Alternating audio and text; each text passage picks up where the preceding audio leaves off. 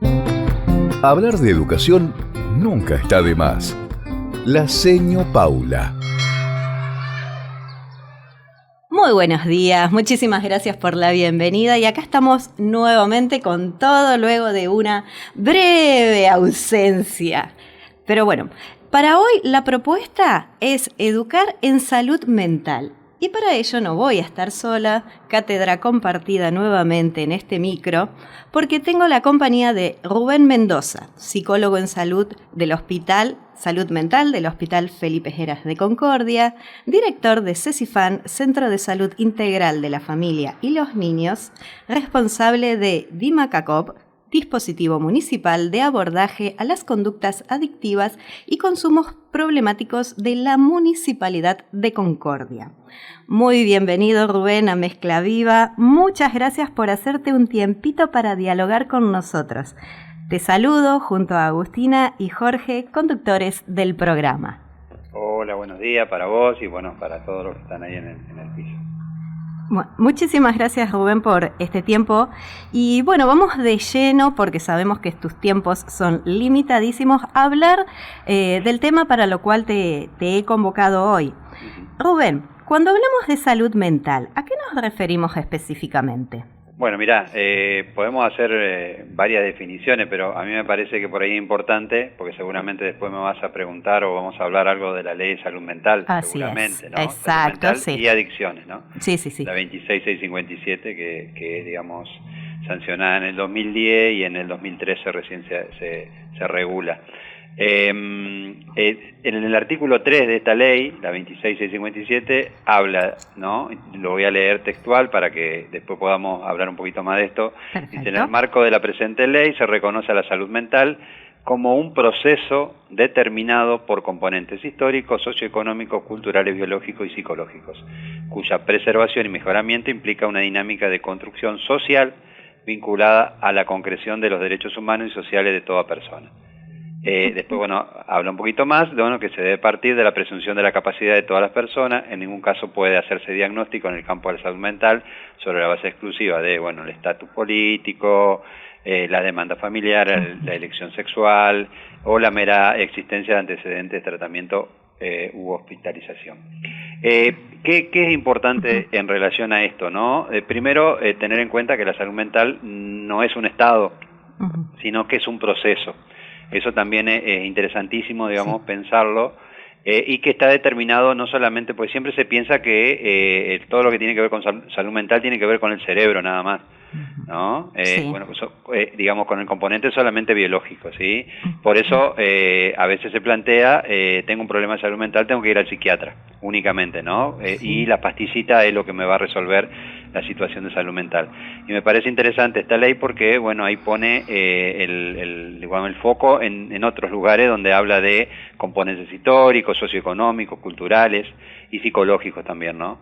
Entonces, eso por ahí lo importante, ¿no? Tener en cuenta que la salud mental no tiene que ver solamente con la parte biológica, sino con el tema de lo socioeconómico, digamos. No es lo mismo que el país esté bárbaro, no es lo mismo una pandemia que no una pandemia, no es lo mismo el aislamiento como nos pasó que no aislamiento, no es lo mismo una sociedad, digamos, que tiene que ver con el exitismo, que tiene que ver con la realidad líquida, digamos, modernidad líquida que habla Bauman, digamos, ¿no? Esto de todo lo efímero, lo rápido, a diferencia de lo sólido, y por ahí está enmarcado dentro de esto, ¿no? El tema de la ley de la salud mental, en realidad, compuesta por varias aristas.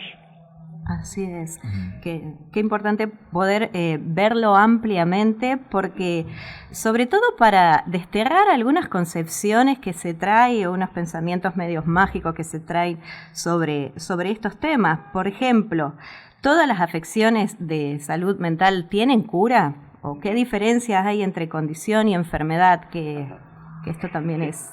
Sí, en realidad, aparece como, fíjate vos, hablando de lo mágico, exclusivamente eso, siempre a nosotros nos aparece en el consultorio personas que dicen, uno le pregunta, ¿por qué vienen? No, vengo porque me hice todos los estudios y el médico me dijo que no tenía nada. Sí. Pero si no tenés nada, ¿qué venía acá? Digamos, es la pregunta del millón, ¿no? Nosotros somos magos. O sea, debiéramos ser magos. Si somos magos, debiéramos hacer magia. Bueno, sí. Justamente, esa es una concepción que viene del poder médico hegemónico, ¿sí? Que bueno, eso por ahí, me parece que por ahí nos excedemos y seguimos, nos ponemos a hablar solamente de eso, que teníamos que hablar solamente un micro exclusivamente del poder médico hegemónico, pero bueno, fundamentalmente esto, ¿no? De creer que, como decíamos al principio, creer que la salud mental tiene que ver solamente con la parte biológica, y es todo lo contrario, ¿sí? Volviendo un poco a la pregunta en relación a esto de, vos hablabas de condición o enfermedad y si es curable o no, eso hoy en día incluso se sigue discutiendo. Hay enfermedades que sí son crónicas, ¿sí? Por lo menos hasta hoy en día, que tienen que ver generalmente con la psicosis, ¿sí? Planteada como la psicosis o por ahí los autismos, ¿no? Los trastornos del espectro autista. Y ahí me da pie para hablar del tema de los trastornos, ¿sí? En la actualidad hay dos manuales que se usan mucho, lo que tiene que ver en salud mental, en realidad en salud también, que son el CIE-10, que es un manual diagnóstico de la Organización Mundial de la Salud. Dentro de ese CIE-10 también está un manual, digamos, que habla sobre las enfermedades mentales, ¿sí? Y después hay otro manual que es de la Asociación de Psiquiatría de Estados Unidos, que es el DSM-4, el DSM-5 está hoy en día, sí, pensemos que tuvo el DSM-1 también. ¿Cuál es el objetivo de estos dos manuales? Es que si yo me voy a China y tengo un diagnóstico acá en Concordia, los chinos cuando me atiendan van a entender perfectamente de qué están hablando, digamos, ¿no? Sí. La idea es uniformar. Con lo complicado que eso implicaría. ¿Por qué? Porque como que no se tiene en cuenta algo que yo había planteado en relación a la salud mental y tenía que ver con lo sociohistórico, lo cultural, ¿no? Es como que se deja de lado lo sociohistórico y lo cultural. Ahí ya tenemos el primer problemita en relación a esto, ¿no? En cuanto a los diagnósticos. Y hay otra cosa que aparece ahí, el tema de trastorno, ¿sí? Hay una diferencia importante entre lo que es un trastorno y lo que es una enfermedad. Por ejemplo, cuando habla de duelo, por ejemplo, ¿no? Pongamos este ejemplo, el duelo es en un momento determinado de la vida. O sea, hoy perdí algo, perdí un ser querido y tengo ciertos trastornos, por ejemplo, depresivo. Esto no implica que eso sea una enfermedad. El problema que pasa a veces es que como yo tengo determinado diagnóstico, queda en el tiempo. Entonces, después de 15 años, a mí me siguen medicando por ese trastorno depresivo que estuve en ese momento, pero nadie se acuerda que eso fue por un duelo. ¿Sí? Y eso tiene que ver con los trastornos. Por eso hoy en día está muy discutido, ¿sí? El tema de los trastornos del espectro autista, por ejemplo, ¿no? Y otro tipo de trastorno depresivo, te decía, ¿no? Trastorno de la ansiedad generalizada. Hay como que hoy en día está todo estandarizado. O sea, cualquier cosa que pase está dentro del DSM, ¿sí? ¿Y cuál es el tema? No olvidemos que esto arranca de la Asociación de Psiquiatras de Psiquiatría de Estados Unidos. Por consiguiente, estamos hablando de medicación. Por consiguiente, estamos hablando de biología. Por consiguiente, estamos hablando de que todos los trastornos deben ser medicados. Sí, y ahí iba mi próxima pregunta en cuanto a la medicación. Porque te hago un paréntesis, al ser mamá de una persona, de un joven Asperger, el tema de esto que vos decías, primero hacer entender lo que es una condición, lo que es una enfermedad, ha costado mucho. ¿Por qué? Tiene una enfermedad, una pastillita lo curamos. Exacto. Y la pastillita se vuelve un arma de doble filo, porque en realidad no estás curando una condición, no es algo que con la pastillita el día de mañana el chico va a ser convencional, para no decir la palabra normal, obviamente. Y ahí esto juega muy en desfavor de las ideas o de las ilusiones, sobre todo de la familia o de la persona, de la pastillita mágica. Por eso, ¿cuándo la medicación es indicada y qué efectos, podría llegar a tener la medicación sobre lo que es un trastorno? Bueno, yo te puedo hablar del lado de la psicología, obviamente no soy psiquiatra y no soy médico, entonces por consiguiente no puedo meterme en ciertos lugares porque no estoy capacitado, digamos, ¿no? Sí. Pero sí, a veces es necesario cuando se considera que hay alguna afección orgánica, ¿sí? Y comprobable, por ejemplo, alguna situación neurológica. Después hay muchas, en realidad muchas ideas, pero la mayoría son hipótesis. ¿A qué me refiero? Con que no hay a ciencia, al 100%, digamos, que sea así como se dice. Por ejemplo, te pueden decir, y esto se habla mucho, las neuronas tienen dendritas y axones. Bueno, y a nosotros nos decían, ¿de acuerdo?, que se juntaban las neuronas y pasaban información, qué sé yo. Bueno, en realidad no se juntan, hay un espacio intersináptico, pero sí hay un pasaje de información, y esa información se llaman neurotransmisores. Sí. Hay un montón de nombres, de distintas formas, ¿no?, distintos neurotransmisores que producen distintas cosas. Entonces, en realidad hay digamos, estudios que indican, que son teorías también, ¿no?, que cierta cantidad de neurotransmisores, ya sea por aumento o por falta, podría llegar a producir determinada enfermedad, en realidad determinado trastorno. Entonces, hay medicamentos que, digamos, que se llaman recaptadores de determinadas cosas, quiere decir que hacen que haya más, o inhibidores, que son lo que hacen que rechacen determinados neurotransmisores. ¿Sí? Estos son teorías y en realidad producen determinados efectos, pero en realidad no se sabe a ciencia cierta si es así.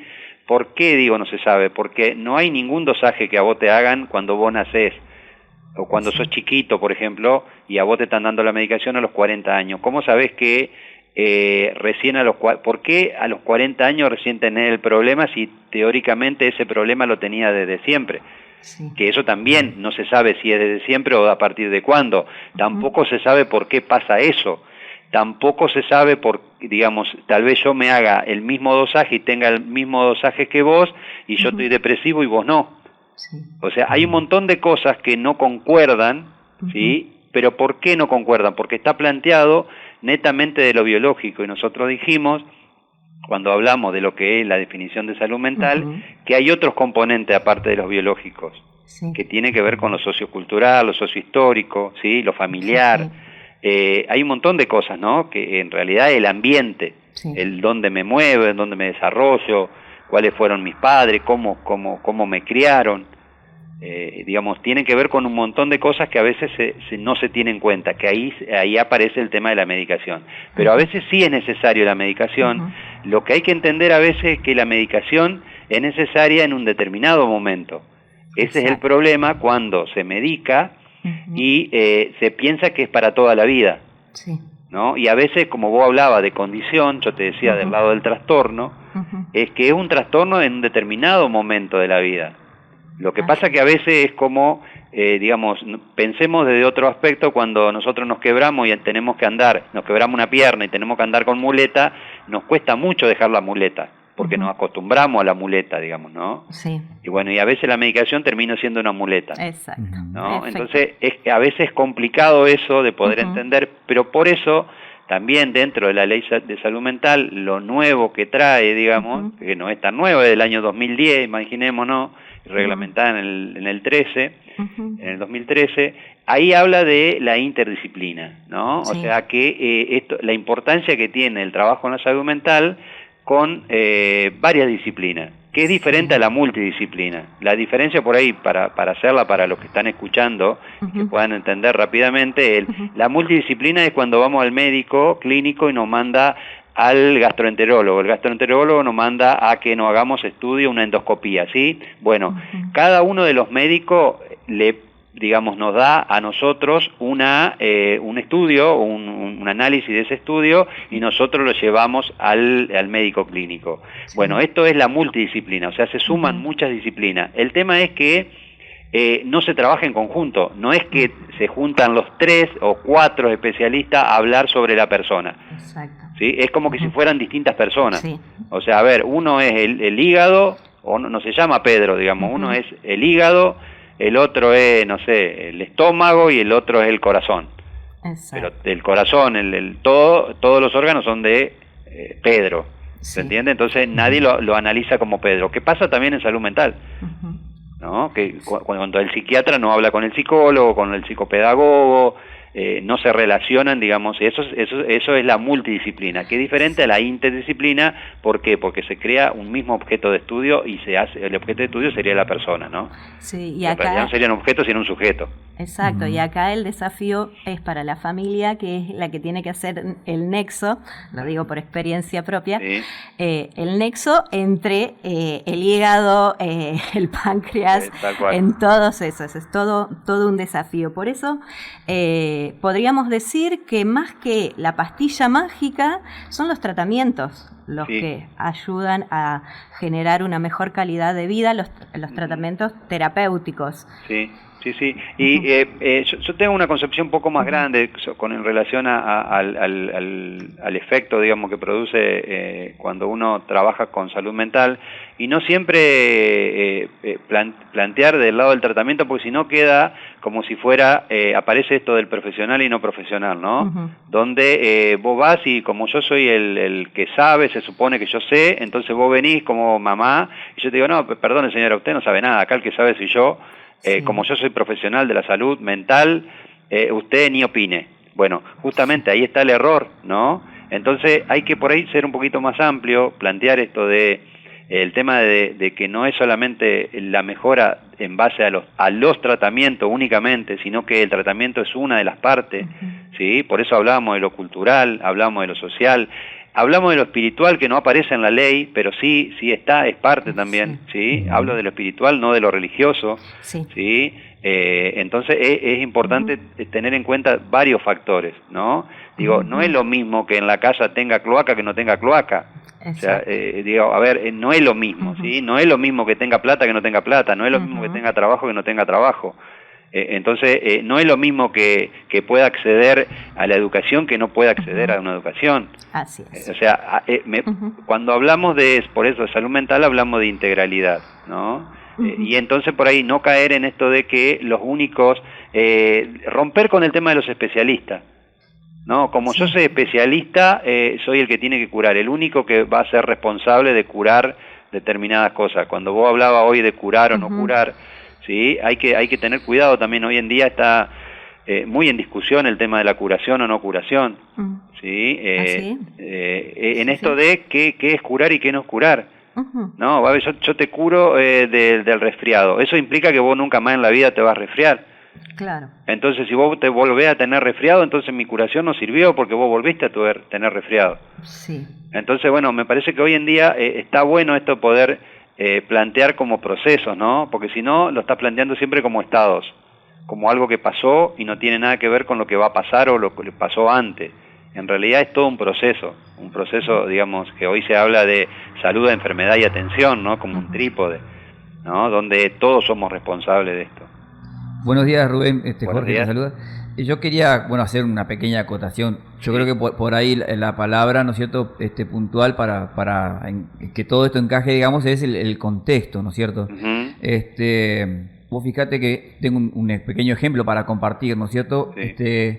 A nosotros nos pasó con mi familia que en el año 87 vinimos a vivir de Buenos Aires aquí a Chajarí y sucedió mucho, bajaron un montón de cambios, por supuesto, para todos. Yo era un poco chico todavía.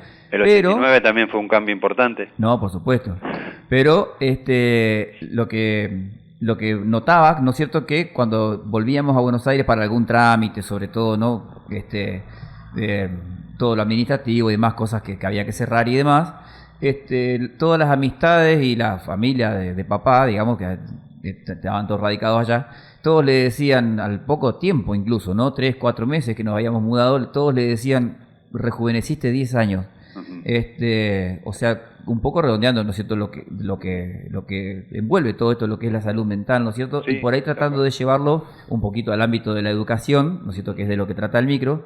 Sí. Muchas veces pasa lo mismo con los chicos al cambiarlos de escuela. A veces no están cómodos en una escuela y eso los va alterando, les baja el rendimiento, llegan ofuscados a veces a la casa por la situación que sea, ¿no? Que puede ir desde un bullying hasta que no están cómodos con los contenidos o con el entorno físico, tal vez la escuela le quedó muy lejos o cosas por el estilo. Y al cambiarlos de establecimiento escolar, muchas veces, al cambiar el contexto, ya sea por las personas, por lo edilicio, porque le quedó más cerca a la escuela, o porque el viaje le resulta más amigable, se empiezan a notar cambios positivos.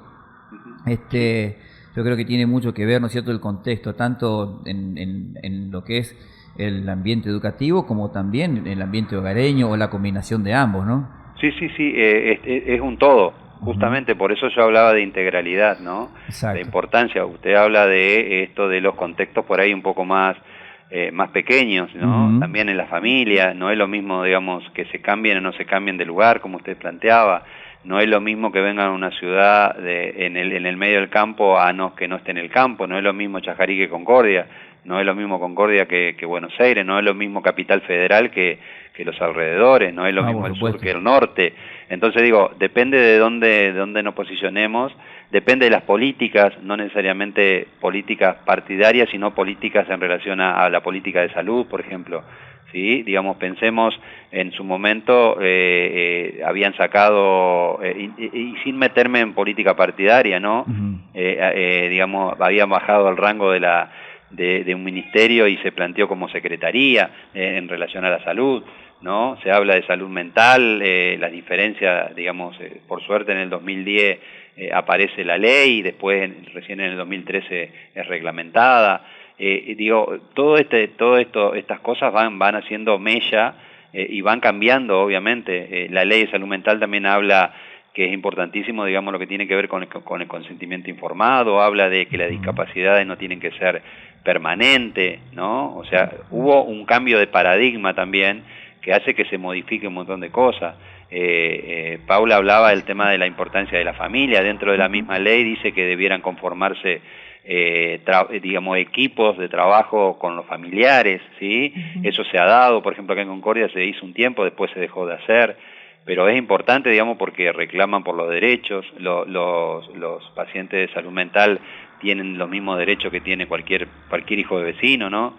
Entonces digo, todo esto son las cosas que van modificando la salud mental en general. El tema de la ley lo dice claramente, digamos, no pensar salud mental igual a peligrosidad, ¿no? Sí. O sea, No, exacto. O sea que los cambios de paradigma son los que hacen que nosotros pensemos diferente, y hace que también tratemos diferente, y hace que pensemos toda la situación diferente, ¿no? Y que todos somos partícipes de esto, porque si no es, como le decía recién a Paula, esto de creer que es cuestión de especialista nomás, ¿no? Vamos a hablar de salud mental y vamos a hablar solamente con los psicólogos o los psiquiatras. No, porque digamos que el que tengan trabajo también es parte de la salud mental. Sí. Exactamente. También a esto hay que agregarle que si lo vemos en una línea de tiempo, digamos, la psicología no hace tanto tiempo que se independizó, digamos, como ciencia, bueno, dado el trabajo que vos debes saber bien de Wilhelm Wundt, separando la psicología de la filosofía a través de sus experimentos, y como toda cosa nueva, también relativamente nueva por lo menos, va recién como dando sus pasos más sólidos recién de un corto tiempo a esta parte, ¿no es cierto? Y generando también todas esas dudas de toda cosa relativamente nueva. Hasta no hace mucho uno le decía a tu chico capaz que necesita una visita al psicólogo. No está loco, mi hijo. Claro, y uno reaccionaba, por supuesto, ¿no es cierto? Ni hablar uno mismo, ¿no es cierto? Uno con sus 48 años encima, dice, no, loco sos vos. Sí, no, pero yo también, cuando vos me dijiste esto, me acordaba de cuando era chico, que mi mamá una vez se puso muy mal porque la llamaron a la maestra y le dijo que yo tenía piojo, ¿no? Y entonces se fue recontra enojada, le dijo que se creía que que la familia era una mugrienta, ¿no? Y obviamente después nos enteramos que en realidad el piojo puede tener cualquiera y no tiene que ver con estar limpio o no estar limpio. No, por supuesto, tiene una capacidad de salto de casi tipo de 2 cosas, metros. digo, pasa desde lo mental más todavía, porque el tema es que en los piojos por lo menos sabemos que está el bichito. Sí. Claro. En el salud mental, donde está el bichito, se nos complica. No, por supuesto, y a su vez, bueno, todos los avances, que ya de por sí es una ciencia que desde que empezó creció a pasos agigantados, y encima hoy con el avance en todo lo que es la monitorización, ¿no es cierto? A veces en tiempo real, incluso del cerebro y cómo trabaja y demás, ha brindado otras herramientas nuevas, lo cual lo hace crecer mucho más vertiginosamente. Y poder hablar con alguien entendido en la materia y poder volcarlo un poquito hacia el lado de la educación, para nosotros es muy, muy nutritivo, ¿no es cierto? Y sobre todo aclararle a la audiencia a veces por ahí muchas cositas que se malentienden o se sobreentienden o no se terminan de entender, ¿no es cierto? O a veces no se quieren entender también. Exacto, un poquito también esto ayuda a desterrar los prejuicios sociales, culturales, que yo creo que son un poquito que es el obstáculo principal a sortear cuando debemos de enfrentar o vivir con una situación así en lo familiar, y más cuando las ciudades se van alejando de lo que sería Buenos Aires, están más en el interior, ciudades más chicas, que por ahí el desconocimiento es mayor. Entonces, como vos decías, todo lo cultural entra en juego y eso obstaculiza llegar a un buen tratamiento, a un buen abordaje. Sí, es así.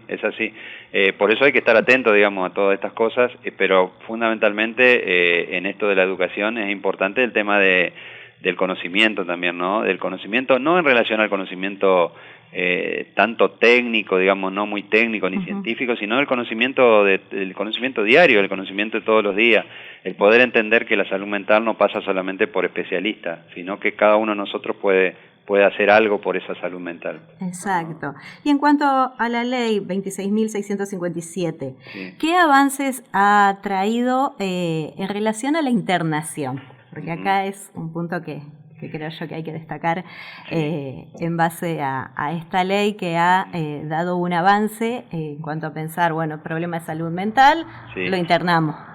Ajá. Sí, no, en realidad ha tenido varios avances. La ley ha hecho que se piense un montón de lados. Fundamentalmente lo que tiene que ver con los derechos, ¿no? Si alguno tiene la posibilidad, no lo vamos a desarrollar, pero que lea todo el artículo 7. Es más, del artículo 7 está dentro de la misma ley, se dice que hay que entregarle a todas las personas que van a ser internadas, ¿no? O que están por ser internadas, una fotocopia del artículo 7 para que vea cuáles son todos sus derechos. Eso es una de las cosas fundamentales. Y dentro de los derechos también está esto de, por ejemplo, no ser internado porque los familiares quieren que lo internen, sino que tiene que haber un diagnóstico interdisciplinario, ¿sí? Y en relación a la internación hay dos factores fundamentales que tienen que aparecer: es riesgo inminente para sí o para tercero, fundamentalmente peligro de vida, ¿no? Esas son las dos condiciones básicas.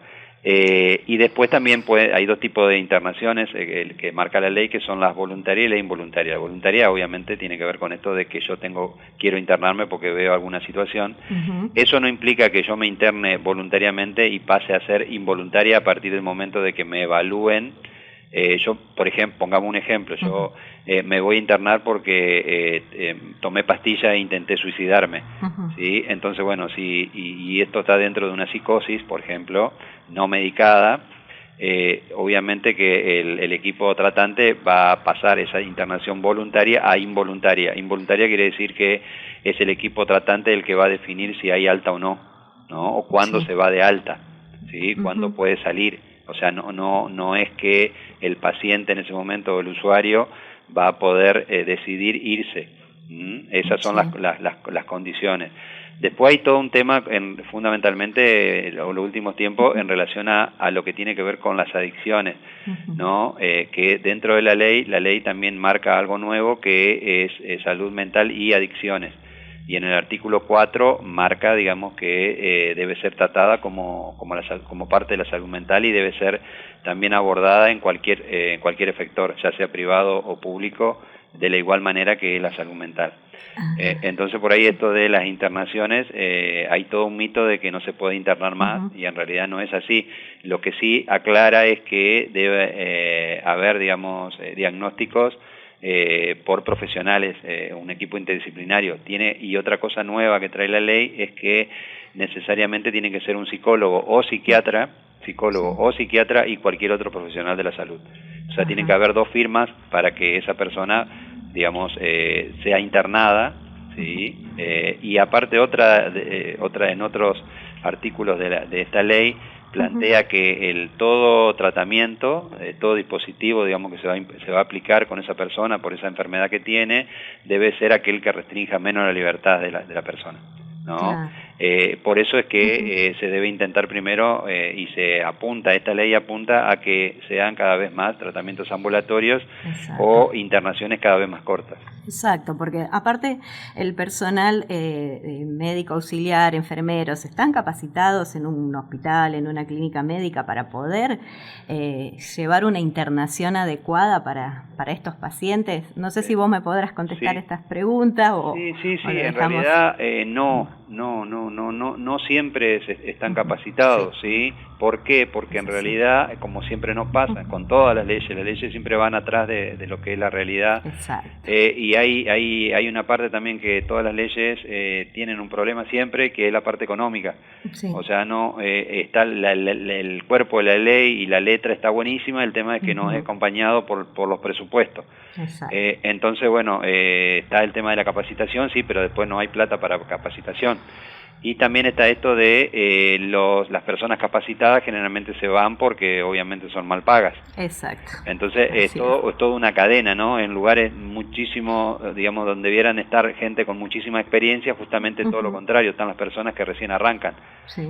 Entonces, por consiguiente, hay un montón de cosas que que son complicadas, digamos, ¿no? Que son complicadas de entender por ahí. Que yo la otra vez hablaba con una profesional y me planteaba, no, porque eso depende de una ley provincial, sin tener en cuenta que las leyes nacionales están por encima de las leyes provinciales, ¿no? O sea, por ahí ese tipo de conocimientos que son pequeñas cosas que hacen que la intervención sea totalmente diferente, ¿no? Cuando uno tiene ciertos conocimientos. Pero bueno, también sabemos que las personas que tienen por ahí más conocimiento, más experiencia, digamos, no van a trabajar a lugares donde se pague menos, digamos. Es así, esa es la realidad. Es así, lo mismo sucede en el ámbito educativo, llevándolo un poquito este tema a las escuelas. Y para ir finalizando, porque sé que tus tiempos son breves y tengo que devolverles el programa, siempre digo lo mismo porque siempre te cuento entre vos y yo, les acaparo el programa cada que vengo y me terminan echando. Eso te dejan, así que... Sí, todavía no me están mirando feo, así que seguimos un poquitito más. Decía, para llevarlo al ámbito de las escuelas sucede más o menos lo mismo. Por ahí las capacitaciones o las personas que están preparadas para abordar, los docentes, los profesionales, y bueno, por una cuestión económica no eligen estar donde deberían estar. Sé que das muchas charlas o que vas a las escuelas a tratar estos temas, y me gustaría que nos compartas cuáles son las dudas, planteos o problemáticas más frecuentes que te hace el personal docente o alumno, si lo tratas con alumnos, referido a salud mental.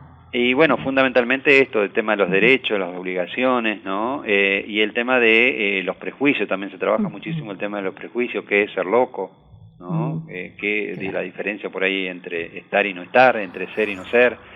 Y después a nivel de los docentes, fundamentalmente el cómo intervenir ante determinadas situaciones, ¿no? En educación hay un marco regulatorio, hay digamos, no me acuerdo cómo se llaman, circulares creo que se llaman. Resoluciones. Y bueno, resoluciones circulares que hablan de la forma de trabajo con el tema de, por lo pronto, fundamentalmente con el tema de las adicciones por ahí. Y lo que tiene que ver con la salud mental también. Por ahí salud mental como que lo derivan rápidamente a la parte de salud mental, digamos, ¿no? Lo mandan al psicólogo, qué sé yo. Sí. Y lo que tienen problemas generalmente es lo que tiene que ver con los abusos, ¿sí? Y lo que tiene que ver con las adicciones. Y hoy en día también con el tema de las violencias, ¿no? Lo que es el bullying y todo este tipo de cosas. Entonces por ahí es importante esto de trabajarlo en el cotidiano por ahí. Yo lo que estoy haciendo últimamente es un abordaje en realidad en las escuelas con docentes, con profesores fundamentalmente, para capacitación, ¿no? Para tener en cuenta, digamos, cuáles son los prejuicios que a veces tenemos y no nos damos cuenta, la forma de abordaje, ¿no? Esto de que es digamos que es una enfermedad, que es un trastorno, esto que decía, sí, que tiene que ver con planificar dentro de la situación, que es enseñar. Les replanteo el tema de la integralidad de la enseñanza, ¿no? Si es un estado, es un proceso. Y eso, digamos, a ver, si estoy dando matemáticas, si puedo parar, si un chico lo veo un chico que está durmiendo, o tengo que hacerme el tonto y mirar para el otro lado y seguir enseñando matemática.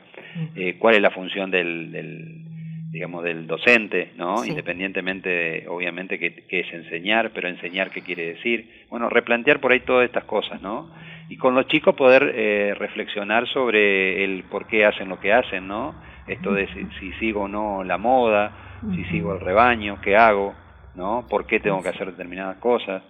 Y el tema de las ESI se habla bastante también, ¿no? El tema de si, por ejemplo, si tengo qué diferencia hay a la hora y el antes, porque hoy en día hay una ley, digamos, que no en los protocolos, el protocolo el protocolo de abuso es una ley, no es un protocolo, sino que es una ley. Entonces tener en cuenta eso, que no es que lo hago si quiero, sino lo tengo que hacer.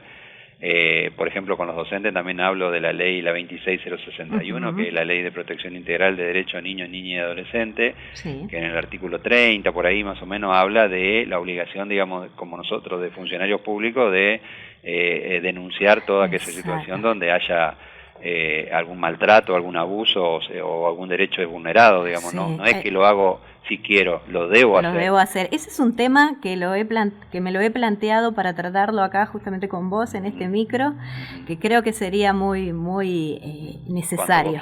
Muy necesario, porque sí, hay mucho hilo para desarrollar con respecto a y sobre todo al artículo que mencionas de la ley. Tal cual. Pero sin duda todo esto que haces son herramientas sumamente necesarias, te lo digo como docente que está en las aulas y que ve la necesidad de contar con todas estas herramientas. Rubén, no te robo más tu tiempo, no te robamos más tu tiempo. Un enorme placer que hayas estado hoy compartiendo todos tus saberes en este micro. Experiencia más que nada son, Sí. Experiencia de trabajo. Así que no, la verdad que a mí me gusta esto, digamos, que yo creo que es parte también de la prevención, es parte de la información, es fundamental, digamos, que la gente tenga información para poder repensar cosas. Exactamente. Que, bueno, te agradezco a vos también por esta oportunidad y a todos los de equipo de trabajo ahí. De nada, los agradecidos somos nosotros, es un pequeño granito de arena que le aportamos a la sociedad de Chajarí.